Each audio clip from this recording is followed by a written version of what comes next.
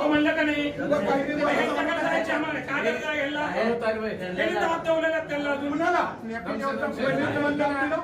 तुमच्याकडे याला काय महामला कशाचा नाद आहे संपलं की आज संपला विषय पण संपला आज कळालं ना आम्हाला तुमचं नाही म्हणून बघू आपण काय करायचं ते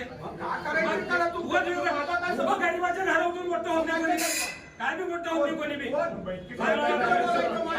काय बोलायचं तुमचं पत्र आलं तुमचं नाव आलं म्हणून बोलायला